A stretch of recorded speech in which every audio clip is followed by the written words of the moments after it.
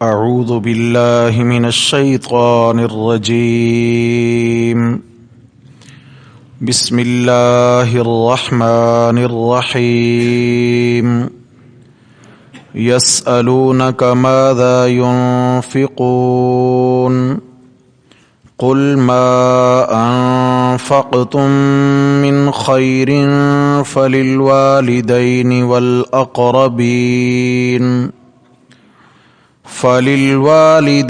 والأقربين واليتامى والمساكين وابن السبيل وما تفعلوا من خير فإن الله به عليم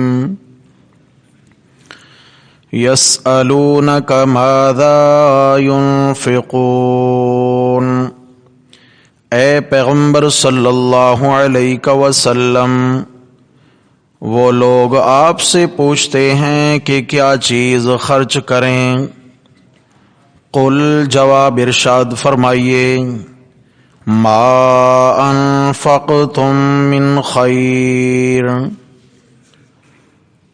تم جو کچھ بھی خرچ کرو مال میں سے، فَلِلْوَالِدَيْنِ وَالْأَقْرَبِينَ، تو وہ ماں باپ کے لیے ہے اور قریبی رشتہ داروں کے لیے، وَالْيَتَامَى وَالْمَسَاكِينِ وَابْنِ السَّبِيلِ، اور یتیموں اور مسکینوں اور مسافروں کے لیے ہے، وَمَا تَفْعَلُوا مِنْ خَيْرٍ، اور تم جو کچھ بھی خرچ کرو مال میں سے، وَمَا تَفْعَلُوا مِنْ خَيْرٍ، اور تم جو کوئی بھی نیکی کرو، فَإِنَّ اللَّهَ بِهِ عَلِيمٌ، پس بے شک اللہ تعالیٰ کو وہ خوب معلوم ہے۔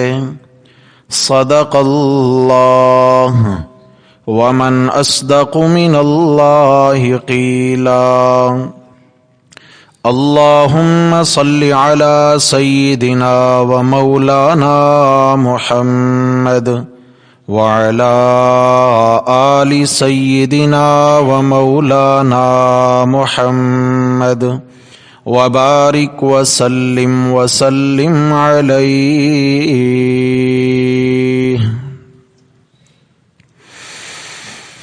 حضرات محترم، درس قرآن مقدس کے سلسلہ میں دوسرا پارہ سورۃ البقرہ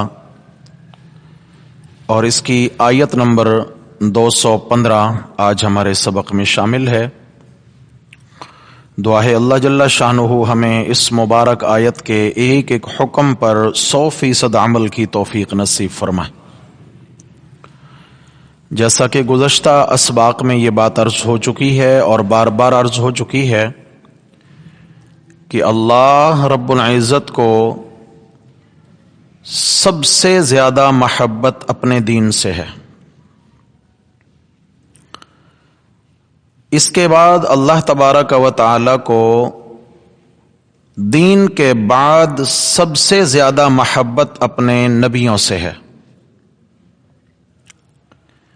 حضرات انبیاء کرام علیہم الصلاۃ و تسلیمات کی جو ہستیاں ہیں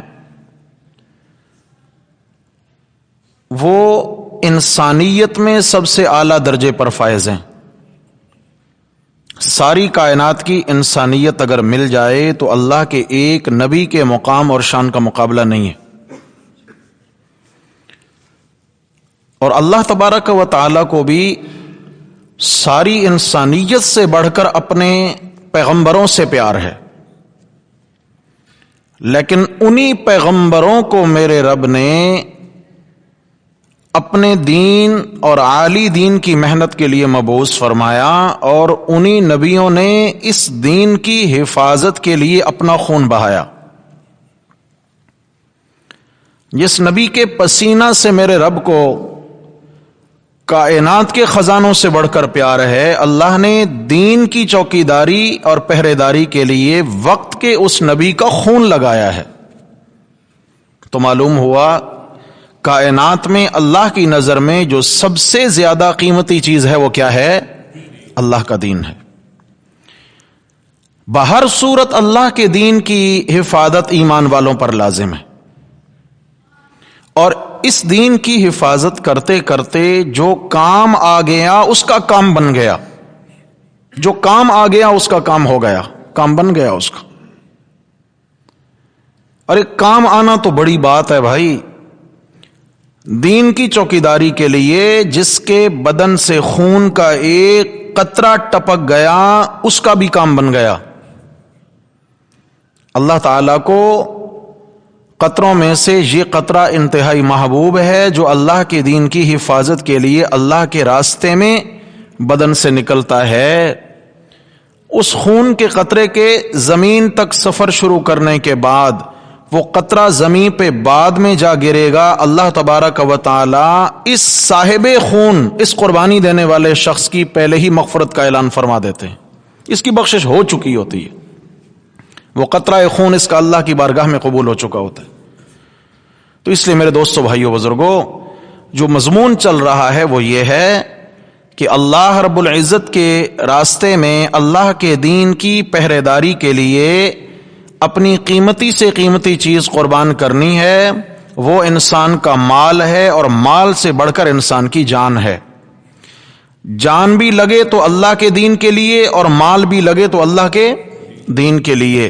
بدلے میں کیا ملے گا؟ بِأَنَّ لَهُمُ الْجَنَّةِ، فرمایا میں اللہ تعالیٰ نے جنت سجائی ہی انہی چوکیداروں کے لیے ہے۔ یہ چوکیداری واوا ہے۔ ہم دنیا میں اس کو چوکیدار رکھتے ہیں اپنے خزانے کے لیے جس پر ہمیں 100% اعتماد ہوتا ہے۔ کبھی چور کو کوئی چوکیدار بناتا ہے؟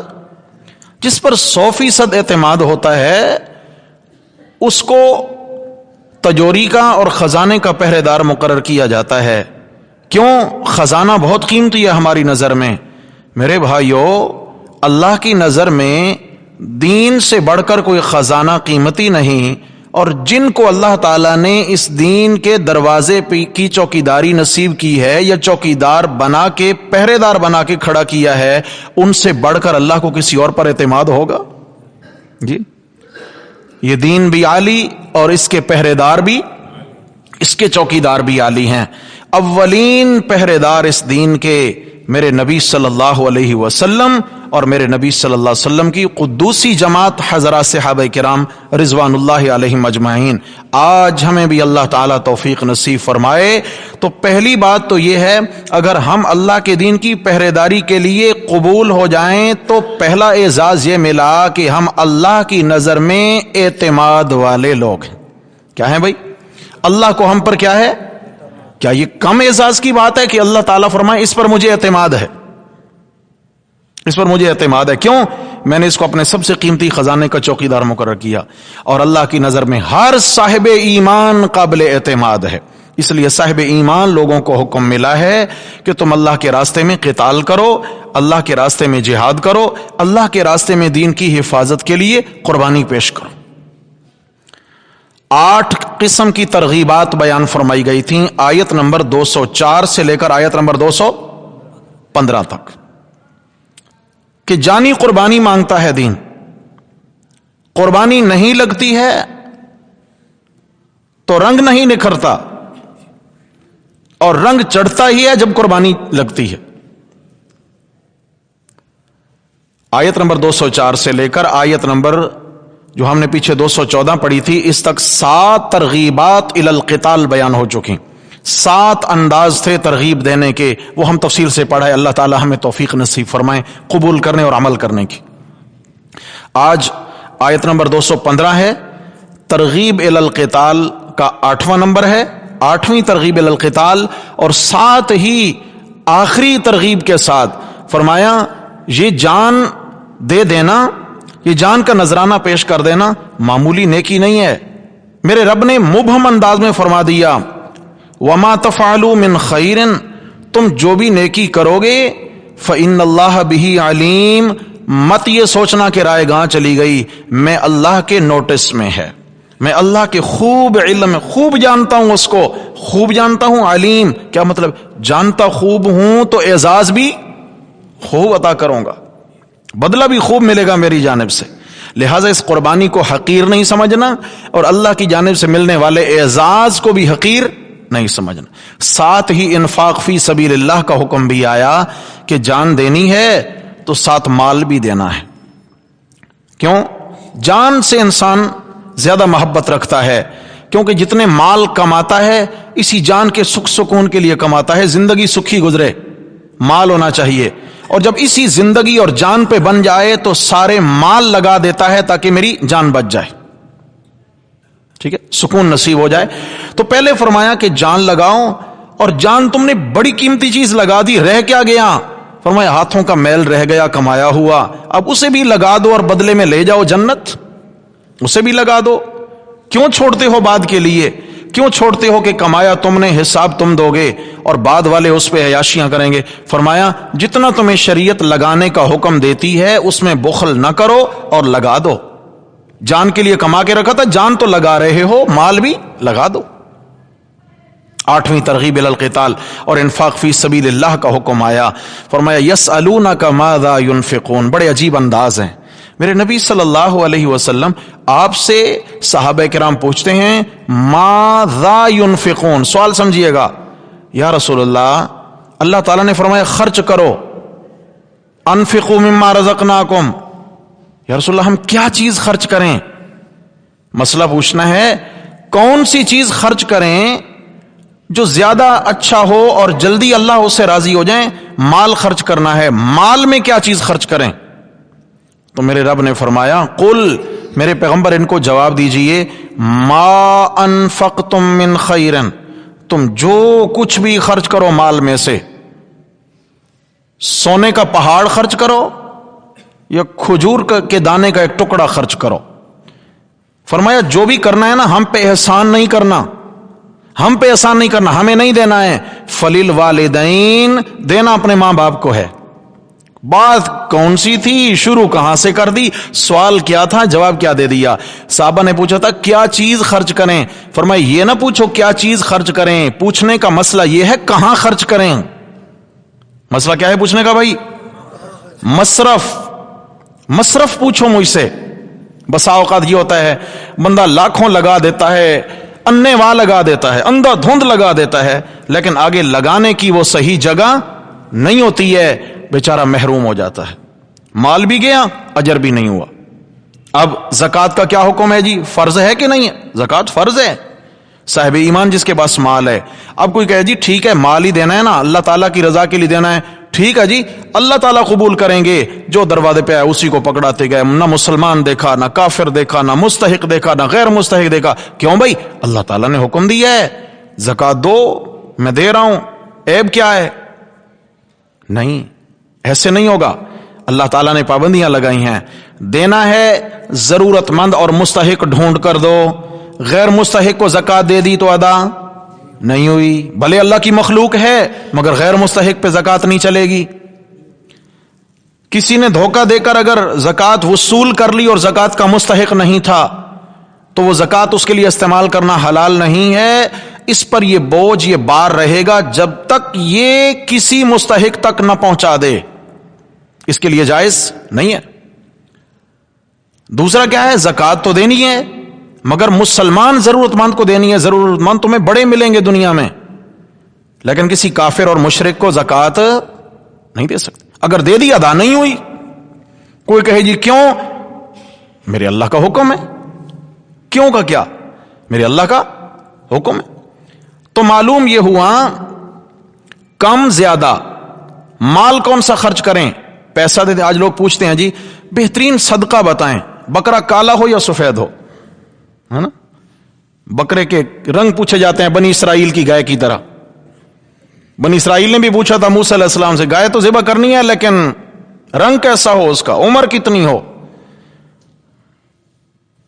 تو میرے بھائیو یہ نہ پوچھیں. جو دینا ہے کھجور کا ایک ٹکڑا، نبی علیہ السلام نے فرمایا اتقوا النار ولو بشق تمرۃ، تم اپنے آپ کو جہنم سے بچا لو، بھلے کھجور کے دانے کا ایک کٹ، ایک ٹکڑا ہی دے کر کیوں نہ بچانا ہو اپنے آپ کو. تو معلوم یہ ہو گیا کہ چیز جیسی ہو اخلاص پہاڑ جتنا ہو. اس لیے حضرات صحابہ کرام رضوان اللہ علیہم اجمعین، ان کا حال جہاں رسول اللہ صلی اللہ علیہ وسلم نے بیان فرمایا میرے صحابہ پہ انگشت تان کھڑی مت کرنا، میرے صحابہ پہ تنقید کا شکار مت ہو جانا، میرے صحابہ کو ملامت مت کرنا۔ اگر تم سونے کا پہاڑ بھی خرچ کر ڈالو اللہ کے راستے میں، اور صحابہ کرام ایک مٹھی بھر جو اللہ کے راستے میں دے دیں، اے میرے بعد میں آنے والے امتیوں، تم میرے صحابہ کے اجر و ثواب کو نہیں پہنچ سکتے ہو۔ یہاں کیا چیز ہے بیچ میں فرق والی؟ اخلاص ہے۔ تمہارا سونا پہاڑ کے برابر ہے، ان کی مٹھی جو ہے، لیکن اخلاص پہاڑ سے بڑا ہے ان میں، وہ مخلصون ہیں، ان کا اخلاص پہاڑ سے بڑا ہے۔ میرے بھائیو، اللہ کے ہاں جن کی اتنا قیمت ہو، اللہ کو جن پر اتنا اعتماد ہو، ہم روح سیاہ لوگوں اور عمل کے سیاہ کاروں کو ان ہستیوں پر اعتراض جچتا ہے؟ کہاں وہ کہاں ہم؟ چے نسبت خاکرہ بعالم پاک، زمین کے ذروں کو آسمان کے آفتاب سے کون مثال دے سکتا ہے؟ صحابہ آسمان کے آفتاب ہیں، اور ہم تو گرے پڑے ذرے ہیں، ہم تو کچھ نہیں ہیں۔ حضرات صحابہ کرام بہت عظیم ہیں، اللہ نے ان کو بڑا کیا اخلاص کی دولت سے۔ کیسے بھائی؟ ہاں، اخلاص بڑا تھا، صحابہ میں اخلاص بڑا تھا۔ تو اس لیے فرمایا میرے پیغمبر یہ آپ سے پوچھتے ہیں کیا چیز خرچ کریں؟ فرمایا بھلے کھجور کا ایک ٹکڑا دے دو، چیز کی بات ہی نہیں ہے۔ قل ما انفقتم من خیر، میرے نبی ان کو جواب دیجئے کہ تم نے جو کچھ بھی خرچ کرنا ہے، یہ مصرف سنو، خرچ کہاں کرنا ہے، دینا کہاں ہے۔ فرمایا سب سے پہلے باہر کی فکر نہیں کرو، تمہارے گھر میں جو تمہارے محسن ہیں، تمہاری ماں ہے، تمہارا باپ ہے، سب سے زیادہ حق ان کا ہے کہ جب تم بچپن میں ضرورت مند تھے، انہوں نے محنت سے خون پسینے کی کمائی کر کے اپنی ہڈیاں نچوڑ کے رس پلا کے تمہیں جوان کیا ہے۔ فرمایا آج ان پہ وقت ہے، تمہاری ذمہ داری ہے کہ تم کما کر سب سے پہلے کن پہ خرچ کرو؟ یہاں نفلی صدقہ ہے، خیال کرنا، زکوٰۃ مراد نہیں ہے، یہ نفلی صدقات کا حکم آ رہا ہے۔ فللوالدین، فرمایا آپ سے پوچھتے ہیں کیا خرچ کریں؟ فرمایا کہہ دو کچھ بھی خرچ کرو، کرنا اپنے ماں باپ پر ہے، ہم پر کوئی احسان کرنا ہے تم نے؟ انداز ہے کہ کرنا کس پہ ہے؟ اپنے ماں باپ۔ والاقربین، اور اپنے قریبی رشتہ داروں پر۔ معلوم یہ ہو گیا کہ جب ہم نفلی صدقات دینے لگیں تو یہ ترتیب ہے، ماں باپ پہ بھی ہم جو کچھ خرچ کرتے ہیں اس پر بھی کامل صدقہ کا ثواب ملتا ہے، کامل صدقہ، مقبول صدقہ ہے وہ۔ میرے بھائی، ماں باپ کو ہاتھ نہ پھیلانا پڑے خدا کے لیے، جن کے چلے گئے، جن کے موجود ہیں قدر کریں۔ ماں باپ کو اپنی ضروریات میں بولنا نہ پڑے۔ لائق، سمجھدار، تابعدار وہ اولادیں ہیں جو ماں باپ کی ضروریات کو سمجھ کر وقت سے پہلے ان کو دے دیں، اور ایسے طریقے سے دے دیں کہ لیتے ہوئے ماں باپ کی آنکھ جھک نہ جائے، ایسے طریقے سے نہیں۔ احسان مت جتائیں، احسان جتلانا یہ انسان کی بڑی سے بڑی نیکی کو تباہ و برباد کر دیتا ہے۔ جب ماں باپ سامنے ہاتھ پھیلانا یوں، میں سمجھتا ہوں اللہ کا عرش ہل جائے گا۔ ماں باپ نے اولاد کے سامنے ہاتھ پھیلا دیا، یہ وقت ہی نہ آئے، یہ موقع بھی نہ آئے۔ اور ماں باپ جس اولاد کا قبول کر لیں وہ اللہ کا بار بار شکر ادا کرے، میرے ماں باپ نے میرا قبول کر لیا ہے، میرا ہدیہ میرے ماں باپ نے قبول کیا ہے، ہدیہ۔ اور یہ کبھی ہم نہ سوچیں کہ یہ ہمارا ماں باپ کی جانب گیا۔ ماں باپ سے کہیں یہ آپ کا ہی ہے، یہ سب تو آپ کی وجہ سے ہی ہے، یہ تو آپ کی دعاؤں کا ثمر ہے جو اللہ تعالیٰ ہمارے ہاں بھیج رہے ہیں۔ ہم کیا ہے؟ ہم تو کچھ نہیں ہے، سب کچھ آپ کی وجہ سے ہے۔ آپ ہیں تو ہم ہیں، ورنہ ہم کچھ نہیں۔ اللہ تعالیٰ ہم سب کے والدین کو سلامت رکھے۔ اللہ اکبر۔ والاقربین، اس کے بعد قریبی رشتہ داروں کی باری آئی۔ رشتہ دار کون ہیں جن پر سب سے پہلے خرچ کرنے کا حکم ہے؟ ماں کی جانب سے جو رشتہ دار ہیں ان کا خیال دلایا، باپ کی جانب سے جو رشتہ دار ہیں ان کا بھی خیال دلایا۔ فرمایا ان کا بھی خیال کرو، ان کا بھی خیال کرو، یہ نفلی صدقہ ہے۔ وہ کافر ہیں، مسلمان ہیں، وہ دیندار ہیں، بے دین ہیں، رشتہ داری سب سے بڑی اہمیت رکھتی ہے۔ زکوٰۃ نہیں دے سکتے ہو، کیا دینا ہے؟ نفلی صدقہ دینا ہے۔ اور اگر رشتہ داروں میں ایسے رشتہ دار ہوں جو مسلمان صحیح العقیدہ بھی ہیں، مستحق بھی ہیں، تو زکوٰۃ میں بھی پہلے انہی کا حق ہے، انہی کا حق ہے۔ رشتہ دار ہونے کی حیثیت سے دگنا اجر ہوگا، صلہ رحمی کا بھی، صدقہ کرنے کا بھی۔ والاقربین، اور ان میں بیوی بچے بھی آ جاتے ہیں، یاد رکھنا۔ بیوی بچے اور والدین، ان کے کئی ایسے حقوق ہیں جو ہم پر واجب ہیں۔ والدین کا خرچ اٹھانا، ان کا لباس، ان کی رہائش کا انتظام، ان کا علاج معالجہ، یہ اولاد پر واجب ہے، اولاد کے ذمہ یہ واجب ہے، کوئی آسان کی بات نہیں ہے، نہیں کریں گے پکڑ ہوگی۔ بیوی بچوں کا کھانا پینا، پہننا، رہنا سہنا، علاج معالجہ، جو ان کی ضروریات ہیں، ضروریہ، ان کا پورا کرنا یہ گھر کے سرپرست پر کیا ہے بھائی؟ واجب ہے، لازم ہے۔ اس کے علاوہ جو حقوق واجبہ نہیں ہیں، ان کو مزید سہولیات دینے کے لیے جو ہم خرچ کریں گے، اللہ تعالیٰ اس پر بھی صدقہ کا اجر دیں گے۔ حتیٰ کہ حدیث میں آتا ہے کہ جو شوہر اپنی بیوی کے منہ میں ایک لقمہ رکھتا ہے، یعنی اس کو لقمہ کھلاتا ہے یا لقمہ کا انتظام کرتا ہے، اللہ تبارک و تعالیٰ اس پر بھی شوہر کو صدقہ کا اجر و ثواب عطا فرماتا ہے، اس پر بھی صدقہ کا اجر ہوتا ہے۔ ہم سمجھتے ہیں صرف کسی فقیر کو دیں گے تو صدقہ ہوگا، ورنہ کوئی نہیں ہوگا، اور بکرا کالا ہوگا تو چلے گا، ورنہ کوئی نہیں چلے گا۔ پہلے بھی مسئلہ کئی بار عرض کر چکا ہوں میرے بھائی، یہ خون بہانا جو جانور کا ہے صرف 2 مواقع پر ہے، تیسرا کوئی موقع میرے نبی صلی اللہ علیہ وسلم سے، حضرات صحابہ کرام سے ثابت نہیں ہے۔ ہم کہتے ہیں جی مکان نیا بنانے لگے ہیں، خون بہاؤ، گاڑی لی ہے اس کے ٹائروں پہ بھی خون پھینکو، خون چھڑکو، دلہن گھر میں لا رہے ہیں تو اس کے راستے میں بھی خون بہاؤ۔ اب اسلام کیا کہتا ہے؟ قربانی اور عقیقہ، بولیے شباب کیا چیز بھائی؟ قربانی اور عقیقہ، ان مواقع پر کیا ہے؟ احراق دم یعنی خون بہانے کا حکم ہے۔ یہاں جانور ذبح کرنا، یہاں جانور کی شرطیں بھی بتا دیں، جانور کی عمر کیا ہونی چاہیے، ہاں وہ بے عیب ہونا چاہیے، ہاں فلاں جانور چلیں گے، ہر جانور بھی۔ اب ایک قیمتی 3-4 لاکھ کا ہرن خرید کے لائے، اس کی قربانی نہیں ہوگی، اس کا عقیقہ نہیں ہوگا۔ آپ 10,000 کی بکری خرید کے لائے، عمر پوری ہے تو اس کی قربانی بھی جائز اور عقیقہ بھی۔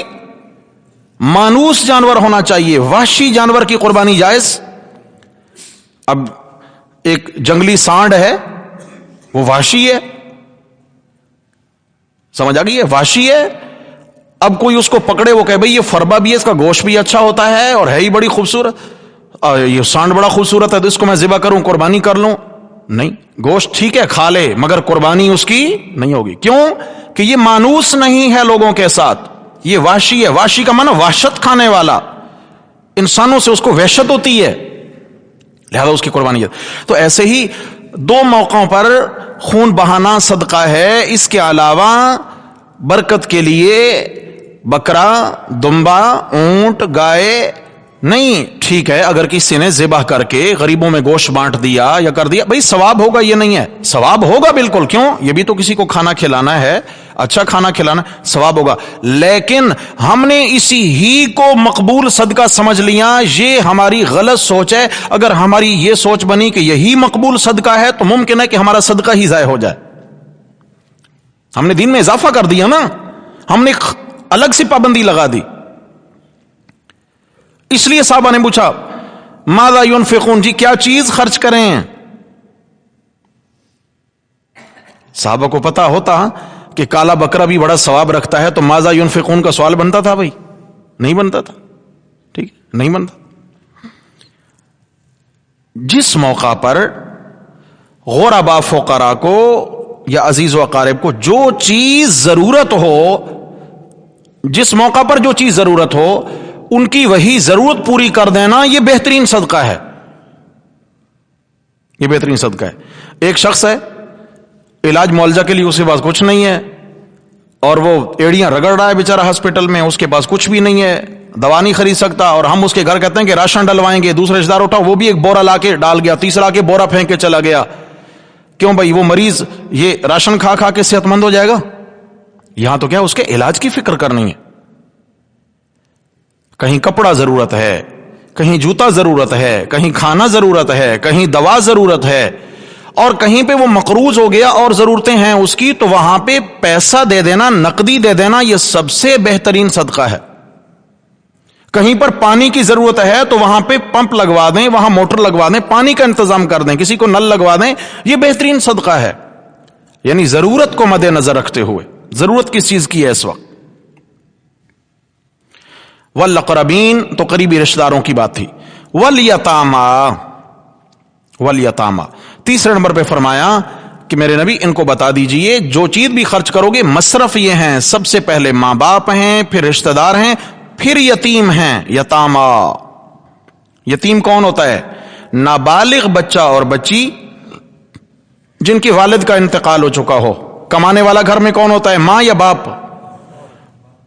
یہاں تو مائیں ہیں، ویسے باپ ہوتے ہیں، سمجھے نا؟ ڈیوٹی سارا دن والد صاحب گھر پڑے ہیں، سارا دن ہوٹل پہ بیٹھے ہوئے ہیں، اور سارا دن سگریٹ پہ سگریٹ چڑھائے جا رہے ہیں، اور پان گٹکا چھا لیا ٹوننا ہے ہر وقت، اور بیوی کیا ہے، وہ بیچاری فیکٹریوں میں، ملوں میں مزدوری کر رہی ہے۔ تو بڑے ظلم کا معاملہ ہے میرے بھائی، بڑے ظلم کا معاملہ ہے۔ اس لیے شریعت نے یتیمی کی جو تعریف سمجھائی ہے ہمیں، یتیم وہ ہوتا ہے، انسانوں میں یتیم وہ ہوتا ہے جس کا باپ، اور جانوروں میں یتیم وہ ہوتا ہے جس کی ماں فوت ہو جائے۔ بکری کا بچہ ہے، اب اس کا زیادہ انس بکری کے ساتھ ہے یا بکرے کے ساتھ ہے؟ تو ماں کا دودھ پیتا ہے۔ مرغی کا چوزا ہے تو وہ تو ماں اس کو لیے لیے پھر رہی ہے، ماں اس کو دانا چبا چبا کے اپنی چونچ سے کھلا رہی ہے، باپ مرغا گیا کوئی نہیں۔ تو میرے بھائیو، عرض کرنے کا مقصد کیا ہے؟ یتیم انسانوں میں کون ہوتا ہے؟ بولیے بھائی۔ اور جانوروں میں جس کی، ہاں واپس آئیں۔ اب یتیمی کی تعریف یہ کری کہ جس کا باپ فوت ہو جائے، معلوم یہ ہوا کہ جو کمانے والا تھا جب وہ فوت ہوا تو اب یہ اس لائق ہو گیا بچہ بچی کہ اب اس پہ خرچ کرو۔ اگر کمانا ماں کی ذمہ داری ہوتی تو پھر ماں فوت ہو جائے تو پھر خرچ کا حکم، پھر اس پر یتیمی کا حکم لگتا نہیں۔ اور اگلا مسئلہ بھی سمجھ لیں، جو بچی اور بچہ حد بلوغ کو پہنچ جائے، یعنی بالغ ہو جائے، اس کا باپ انتقال کر چکا ہے، جو ہی وہ بچہ یا بچی بالغ ہوں گے ان پر سے یتیمی کی تعریف ختم، اب یہ یتیم نہیں کہلائیں گے۔ نابالغ بچے اور بچی جن کا والد فوت ہو جائے، فرمایا والیتاما، آپ علیہ السلام نے فرمایا جو بندہ کسی یتیم بچے اور بچی کے سر پہ شفقت کا ہاتھ رکھتا ہے، دل میں ترس آیا، رحم آیا کہ اس کا باپ نہیں ہے، اب اس کے خرچے اٹھانے والا کوئی نہیں ہے، اور خرچ بھی کچھ نہیں کیا، سر پہ شفقت کا ہاتھ رکھ دیا، جتنے بال اس بچے بچی کے اس کے ہاتھ تلے آئیں گے، اللہ تبارک و تعالی ہر بال کے بدلے اس کو ایک نیکی عطا فرمائیں گے۔ اور آپ علیہ السلام نے فرمایا آنا وکافل الیتیم کہاتین فی الجنہ، فرمایا میں اور یتیم کی دیکھ بھال کرنے والا یوں کندھے سے کندھا ملا کے جنت میں داخل ہوں گے۔ آپ علیہ السلام نے کیا خوبصورت ساتھی چنا جنت کے لیے، کیونکہ میرے نبی صلی اللہ علیہ وسلم نے خود یتیمی کی عمر گزاری ہے، آپ کو یتیمی کے داغ اور دکھوں کا پتا تھا، کتنی بڑی آزمائش ہوتی ہے۔ جب دوسرے بچوں کے باپ ان بچوں کے لاڈ اٹھا رہے ہوتے ہیں اور یہ بچہ اور بچی حسرت سے دیکھ رہے ہوتے ہیں، ہمارے بھی ابا آج دنیا میں زندہ ہوتے تو ہم بھی نئے کپڑوں کی ڈیمانڈ کرتے، ہمارے ابا زندہ ہوتے تو ہم بھی اچھے اچھے کھانوں کی ڈیمانڈ کرتے، ہمارے ابا زندہ ہوتے ہم بھی انہیں کہتے ابا ہمیں کہیں گھمانے لے چلو، عید کا دن ہمارا بھی اچھا گزرتا۔ ان بچوں کے دل پہ کیا گزرتی ہوگی جب گھر میں اور بچے اپنے باپ کے ساتھ لاڈ کرتے ہوں گے اور باپ ان سے پیار کرتے ہوں گے۔ اس نے میرے بھائیوں حکم فرمایا کہ بطور خاص اگر چاہتی ہو کہ اللہ کے ہاں ہماری نیکی قبول ہو جائے اور خرچ قبول ہو جائے، والیتاما، فرمایا یتیموں پہ خرچ کرو۔ مصرف بتا دیا، کیا خرچ کرو؟ جو تمہارا جی چاہے۔ اور مقام پہ آیا خرچ یہ کرو، لن تنالوا البر حتى تنفقوا مما تحبون، اپنی جب تک محبوب چیز خرچ نہیں کرو گے نیکی کے کمال کو نہیں پہنچو گے۔ نیکی تو ہوگی مگر کمزور نیکی ہوگی۔ اگر جاندار اور شاندار نیکی چاہتے ہیں تو پھر شاندار مال خرچ کریں، شاندار مال خرچ کریں۔ کیوں؟ ایک بندہ ہے، ایک چیز سے اس کو پیار ہے، اپنے مال سے پیار ہے، اور ایک ہے اس کو فالتو رکھا ہوا ہے، اس کے کام کا بھی نہیں ہے، وہ کہتا ہے یہ فالتو کی چیز دے دو کسی کو. جب یہ کسی کو دیں گے دل پہ بوجھ آئے گا؟ کسی کام کی نہیں ہے، فالتو ہے، جگہ گھیر رکھی ہے اس نے. لیکن جب اس کی محبوب ترین چیز، اس کا خاص قیمتی مال، جب وہ کہے گا کہ اس کو اللہ کے راستے میں دے دو، اور وہ اٹھا کے سامان جب دیا جا رہا ہوگا تو اس کا دل کھنچے گا اس مال کے پیچھے. اللہ تعالیٰ کی رحمت جوش میں آئے گی، تو نے یہاں عارضی مال دیا، میں اللہ تجھے کبھی نہ ختم ہونے والے جنت کے خزانے دوں گا اس کے بدلے. سمجھ آ گئی؟ اس لیے قیمتی مال. اب ذرا یہاں رکتے ہیں، آگے ایک بات آ رہی ہے عنوان، لیکن میں وہ بعد میں جاتا ہوں. حضرت ابی دحداء رضی اللہ تعالی عنہ ایک عظیم صحابی ہیں مدینہ میں، حضرت ابی دحداء رضی اللہ تعالی عنہ. ان کو پتہ چلا کہ اللہ تبارک و تعالی نے ہم سے قرضہ مانگا ہے، اقرض اللہ قرضا حسنا، اللہ نے قرضہ مانگا ہے ہم جیسوں سے. آپ صلی اللہ علیہ وسلم کی خدمت میں حاضر ہوئی، یا رسول اللہ میرا ایک باغ ہے مدینہ میں، خوبصورت باغ ہے، اور اس باغ میں 600 کھجور کے درخت ہیں، اللہ تعالیٰ نے ہم جیسوں سے قرضہ مانگا ہے. تو یا رسول اللہ گواہ رہنا، میں نے اپنا وہ قیمتی باغ اللہ تعالیٰ کو قرض دے دیا ہے، دے دیا. یہ بات کر کے واپس چلے. اور باغ جو تھا نا، اسی باغ کے اندر ان کا مکان بھی تھا جس میں ان کے بیوی بچے رہتے تھے. باغ کی دیوار کے باہر کھڑے ہیں، چلا چلا کے اپنی اہلیہ کو آواز دے رہے ہیں، اے ام دحدا، اے ام دحدا، اے دحدا کی ماں. اور یہ ابو دحدا ہیں، دحدا کے والد. اے دحدا کی ماں باہر آ جاؤ، گھر سے باہر آ جاؤ، یہ باغ میں نے اللہ کے لیے صدقہ کر دیا، یہ باغ میں نے اللہ کو قرضہ دے دیا ہے، اب اس میں رہنا ہمارے لیے ٹھیک اور جائز نہیں ہے، باہر آ جاؤ. میرے نبی صلی اللہ علیہ وسلم اس کی یہ باتیں سن کر، یہ انداز دیکھ کر مسکرائے جا رہے ہیں، مسکرائے جا رہے ہیں. سبحان اللہ. اللہ تعالیٰ کتنے مسکرا رہے ہوں گے کہ میں نے مانگا تو میرے بندے نے، یعنی وہ باغ ایک فارم ہاؤس کہیں، آج کی زبان میں فارم ہاؤس ہوگا جس میں ان کی رہائش بھی ہے اور وہی سب کچھ ہوگا، لوٹا دیا. یار یہ صحابہ بھی کیا پتہ نہیں کون سی دنیا کی مخلوق تھے. کہاں آج کے ہم روس سے ہیں اور ان ہستیوں پہ ہم انگشت تان کھڑی کریں اور اعتراض کریں. ہم سب کو شرم آنی چاہیے، نہیں آنی چاہیے کیا؟ آنی چاہیے. حضرت ابو طلحہ انصاری رضی اللہ تعالیٰ عنہ، یہ بھی عظیم آدمی ہے. جب یہ آیت نازل ہوئی، لن تنالوا البر حتى تنفقوا مما تحبون، بہترین چیز خرچ کرو، پسندیدہ مال خرچ کرو. آپ علیہ السلام کے پاس حاضر ہوتے ہیں، یا رسول اللہ میرے پاس اور تو کچھ نہیں. جہاں آج مسجد نبوی ہے اس کے بالکل قریب میں ایک بڑا باغ تھا ان کا، اور وہ باغ جو تھا نا وہ بیر ہا کے نام سے مشہور تھا. بیر ہا کا کنواں، اور اس کنویں کے ارد گرد اسی کنویں کا پانی اس باغ کو سیراب کرتا تھا. کئی درخت تھے. یا رسول اللہ میں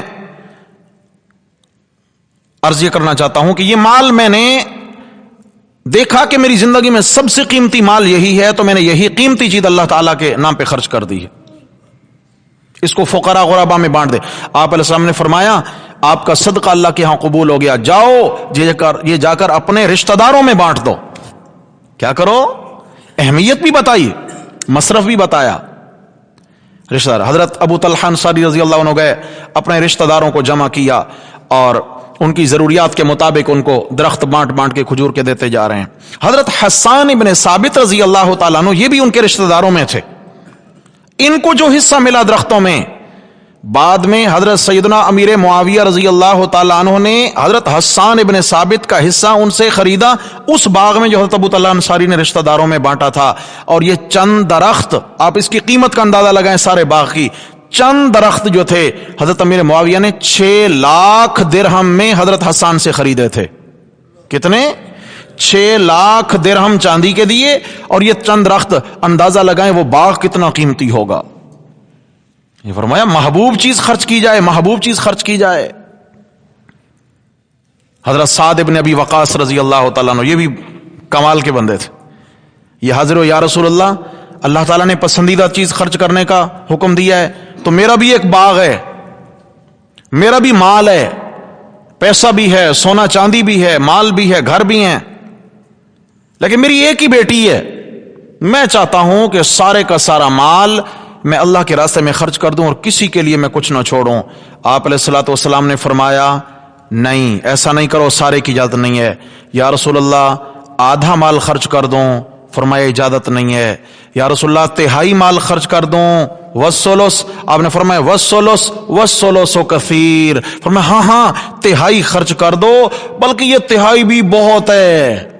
تہائی بھی دیکھیں نا، موقع بموقع انداز سکھائے ہیں احکامات کے۔ نفلی صدقہ تھا موقع بموقع، کہیں جب دین کو سخت ضرورت پڑی تو پھر صحابہ نے سب کچھ لٹایا تو آپ نے منع نہیں کیا، ابو بکر صدیق نے سب کچھ لٹایا تو آپ نے منع، اہم ضرورت تھی اس وقت، تبوک کا سفر ہو رہا تھا، مجاہدین کو پائی پائی کی ضرورت تھی۔ لیکن بعض ایسے مواقع ہوتے ہیں کہ جہاں پہ تمام حالات پہ نظر رکھنا پڑتی ہے۔ آپ علیہ السلام نے فرمایا اے سعد بن ابی وقاص، تم اپنے مال کا تہائی حصہ اللہ کے راستے میں خرچ کرو، باقی اپنے رشتہ داروں کے لیے چھوڑو، اور ساتھ ہی یہ مسئلہ بیان فرمایا کہ تم اللہ کے راستے میں سارا مال لوٹا دو، اس سے کہیں زیادہ بہتر ہے اپنے خاندان اور اپنے رشتہ داروں کے لیے بھی کچھ مال چھوڑ جاؤ، کہیں تمہارے چلے جانے کے بعد وہ لوگوں سے بھیک نہ مانگتے پھریں۔ سمجھ آ گئی؟ یہ خودداری بھی سکھائی ہے، خرچ بھی کرا دیا۔ کتنا مال بھائی؟ تہائی مال۔ اگر کوئی وصیت کرتا ہے نا میرا سارے کا سارا مال میرے بعد اللہ کے راستے میں دے دینا، سارے کا سارا مال دے دینا، اور وہ بابا جی کا انتقال ہو گیا جی سارا دے دینا، آج تو بڑی تعریفیں ہوتی ہیں نا جی وہ فلان ہے، سارا وصیت کی فلان ہے، شرک نہیں۔ تہائی مال میں وصیت نافذ، باقی میں اس کا اختیار نہیں ہے۔ یعنی اگر اس کا 9 لاکھ روپے کی پراپرٹی ہے تو 3 لاکھ قبول ہے اور 6 لاکھ کسے دے دو؟ ورثاء کو، اس کے ورثاء کا حق ہے۔ اور آج زیادتی پہ مبنی کچھ ایسی وصیتیں کی جاتی ہیں، یاد رکھنا، زیادتی پر مبنی، اولاد کو خواہ محروم کرنے کے لیے غیروں کو دے دیا جاتا ہے۔ تو میرے بھائیو، وصیت کتنے مال میں چلتی ہے؟ تہائی مال میں وصیت کر سکتے ہیں، اس سے زیادہ نہیں کریں، نہیں تو زیادتی ہوگی۔ واپس آئیے، میرے نبی آپ سے پوچھتے ہیں کیا چیز خرچ کریں؟ جو تمہارے من میں آئے، جو تمہارے جی میں آئے، یہ پوچھو۔ ہاں، مصرف کیا ہے، جگہ بتائیں۔ فرمایا سب سے پہلے بوڑھے ماں باپ، جن کو آج ہم کچھ بچے گا تو دیکھا جائے گا، پہلے تو بیوی کی شاپنگ پوری ہو، پہلے بچوں کی عیاشیاں پوری ہوں، اور بوڑھی اماں بھی کہہ دے بیٹا مجھے بھی کچھ دوائی کے لیے پیسہ چاہیے، تو بیٹا کہتا ہے اماں تو گھر پڑی ہوتی ہے، تجھے کیا چاہیے، تیرے کو بھلا کیا ضرورت ہے، ابا جی آپ نے اب کیا کرنا ہے، یہ تو چلے جان جوان لڑکے ہیں، ان کے تو دوست ہیں، ان کا تو لینا دینا اور باہر جناب آؤٹنگ ہوتی ہے، کھانا پینا یاری باشی ہے، بابا جی آپ نے کیا کرنا ہے، آپ رہنے دیجئے۔ تو میرے رب نے کیا کہا؟ سب سے پہلے بیوی کی شاپنگ نہیں ہے، سب سے پہلے بوڑھی ماں کی شاپنگ ہے۔ بولو کیا کہا؟ شاپنگ کا لفظ قرآن میں نہیں ہے، بوڑھی ماں کی ضروریات کا خیال رکھو، بوڑھے باپ کی ضروریات کا خیال رکھو۔ جس طرح انہوں نے بچپن میں تمہیں شہزادوں کی طرح پالا ہے، بڑھاپے میں ان کو بادشاہ بنا کے رکھو، بڑھاپے میں ان کو بادشاہ بنا کے رکھو۔ اللہ اکبر۔ پھر اس کے بعد ان کے رشتہ دار، تاکہ کوئی رشتہ دار ان سے ناراض نہ ہو۔ یہ جوانی میں تھے، ابا جی کمایا کرتے تھے، رشتہ داروں کو بھی دیتے تھے، اماں جی بھی اپنی بہنوں کا اور عزیز و اقارب کا خیال رکھتی تھیں، اب بیچارے بیٹھے ہیں، کچھ ہاتھ میں ہے نہیں، گھر بیٹیاں آ رہی ہیں، نواسے نواسیاں آ رہے ہیں، کچھ دینے کے لیے نہیں ہے، کچھ ہوتا تو ہم بھی دیتے۔ فرمایا نہیں، اتنا دے دو کہ ان کا ہاتھ پہلے کی طرح کھلا رہے، یہ کسی سے مانگنے کے محتاج نہ رہیں۔ یہ میں نہیں عرض کر رہا، یہ قرآن کا حکم ہے، دے دو، حساب نہ لو ماں باپ سے کہاں خرچ کیا۔ لیکن ایک بات ہے، آپس کی بات ہے، کوئی اور تو نہیں سن رہا، آپس کی بات ہے ہماری، ساری دنیا میں درس جا رہا ہے، بات تو آپس کی ہے نا بھائی۔ یہ جو بوڑھے ماں باپ کو ہم دیتے ہیں، ہم کیا ہیں دینے والے، ہماری کیا وقت ہے، جو بھی اللہ توفیق دیتے ہیں ان کو دینے کی، یہ بوڑھے ماں باپ لوٹا کے ہم پہ، ہمارے بچوں پہ خرچ کرتے ہیں نہیں کرتے ہیں؟ وہ بوڑھے ماں باپ کبھی شاہ خرچیاں کرتے ہیں؟ نہیں۔ پھر کیا ہوا، اماں جی نے وہی سنبھال کے پوٹلی میں رکھا، اچانک دیکھا بیٹے پہ وقت آ گیا، حال آ گیا، दिन आ गए, बेटे को जरूरत पड़ गई है, तो वो बूढ़ी अम्मा के बोसीदा दुपट्टे के कोने से बंधे हुए पुराने नोट निकल आएंगे, ये ले मेरा बच्चे तो अपनी जरूरियात पूरी कर। होता है नहीं होता? अल्लाह अकबर, अल्लाह। बेटा सफर पे जा रहा होता है, पूरी तैयारी कर लेता है, आखिर में बूढ़ी माँ भी उसको रुखसत करते हुए 150 देती है, बच्चा रास्ते में भूख लगेगी कुछ खा लेना। बेटा कहता है अम्मा मेरे पास तो लाखों है, बेटा ये भी रख ले, भूख लगेगी खा लेना। खुदा की कसम, जो इस अम्मा के 150 की वक़्त होती है ना, वो लाखों की वक़्त नहीं होती है। हाय काश अल्लाह ताला हमें मौके पर संभलने की तौफीक नसीब फरमा दे। हाँ, मौके पर अल्लाह संभलने की तौफीक नसीब फरमा दे। वल यतामा वल मसाकिन, यतीमों पे खर्च करो, मिस्कीनों पे खर्च करो, जरूरतमंद फुकरा उमूम आ गया इसमें। पहले रिश्तेदार गरीब थे, अब आम गरीबों का नंबर आ गया, उन पे भी खर्च करो, जो जरूरतमंद है उन पे खर्च करो। आखिर पे फरमाया वब्न सबील, मेरे पैगंबर आपसे पूछते हैं क्या खर्च करें, आप इनको बताएं यहां यहां खर्च करो, जो देना होगा सही मसरफ पे चला जाएगा। मुसाफिरों पे खर्च करो, जागना जरा, मुसाफिरों पे खर्च करो। इब्न सबील से मुराद हजरत मौलाना हुसैन अली अलवानी रहमुल्लाह ने माना किया, वब्न सबील इससे मुराद कौन है? फरमाया अल मुजाहिदु फी सबीलिल्लाह। बोलो कौन? चूंकि क़िताल फी सबीलिल्लाह का हुक्म, इन्फाक फी सबीलिल्लाह। फरमाया अल्लाह के रास्ते में जो लोग जिहाद करते हैं उनको चंदा देते हुए डरे ना करो। बोलो इंशाअल्लाह, एक बार फिर बोले इंशाअल्लाह।